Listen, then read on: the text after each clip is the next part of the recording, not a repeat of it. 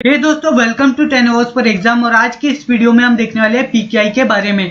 पीकेआई क्या होता है, कैसे काम करता है, क्या आर्किटेक्चर है पीकेआई का, आज की इस वीडियो में हम देखने वाले हैं। देखो, पीकेआई को समझने से पहले मैं आपको एक बेसिक कंसेप्ट बताना चाहता हूँ डिजिटल सर्टिफिकेट्स का। देखो, डिजिटल सर्टिफिकेट बेसिकली क्या होता है, एक तरीके से इलेक्ट्रॉनिक पासवर्ड होता है, ठीक है, जो कि आपको अलाउ करता है इन पर्सन और ऑर्गेनाइजेशन डेटा का सिक्योरली ट्रांसमिशन करने के लिए, ठीक है, ओवर द इंटरनेट। अगर से आप इंफॉर्मेशन का एक्सचेंज करते हो, डेटा का एक्सचेंज करते हो, तो उसको सिक्योरली कैसे कर सकते हो, इसके लिए ये कंसेप्ट है डिजिटल सर्टिफिकेट। देखो, पीकेआई बेसिकली क्या है, एक तरीके से सेट है हार्डवेयर का, सॉफ्टवेयर का, पीपल्स का, पॉलिसीज का, प्रोसीजर्स का, जो कि आपको जरूरत होती है उनकी डिजिटल सर्टिफिकेट्स को क्रिएट करने के लिए, डिजिटल सर्टिफिकेट्स को मैनेज करने के लिए, स्टोर करने के लिए, डिजिटल सर्टिफिकेट्स को डिस्ट्रीब्यूट करने के लिए, रिवोक करने के लिए आपको क्या है, नीड है पीकेआई की, दैट इज पब्लिक की infrastructure.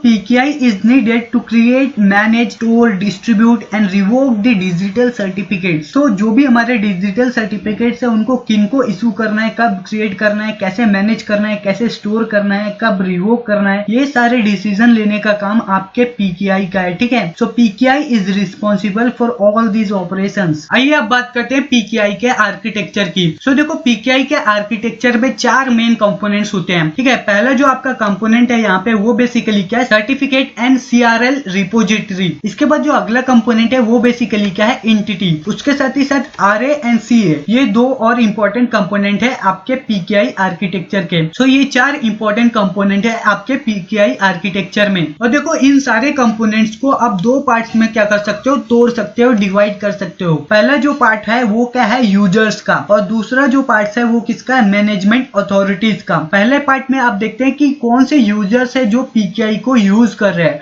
और दूसरे पार्ट्स में हम देखेंगे कि कौन सी मैनेजमेंट अथॉरिटीज है जो पीकेआई के सिस्टम को मैनेज कर रही है। देखो, यहाँ पे जो पहला कंपोनेंट है आपका वो बेसिकली क्या है, एंटिटी।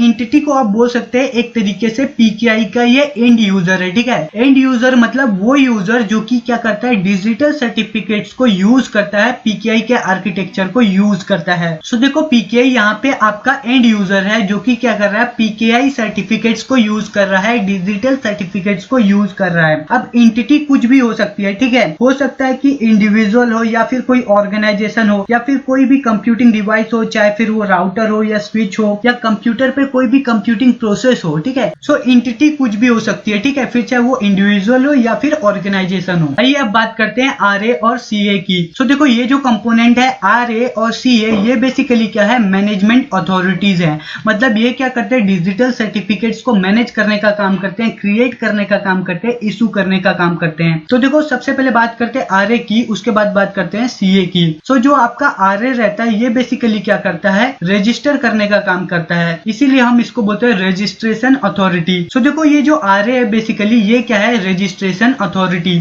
आरए बेसिकली क्या करता है, कोई भी डिजिटल सर्टिफिकेट के लिए रिक्वेस्ट आती है तो उसको रजिस्टर कर लेता है, इनरोल कर लेता है। मतलब से अगर से कोई भी एंटिटी यहाँ पे रिक्वेस्ट भेजेगी कि मुझे एक डिजिटल सर्टिफिकेट चाहिए, मुझे इशू कर दो, तो सबसे पहले उस एंटिटी को इसके लिए रजिस्ट्रेशन कराना पड़ेगा। तो ये रजिस्ट्रेशन कराने का काम, इनरोलमेंट करने का काम कौन करता है, आपका RA, that is registration authority. ये क्या करती है, आपके सीए का काम थोड़ा हल्का कर देती है, कम कर देती है, ठीक है।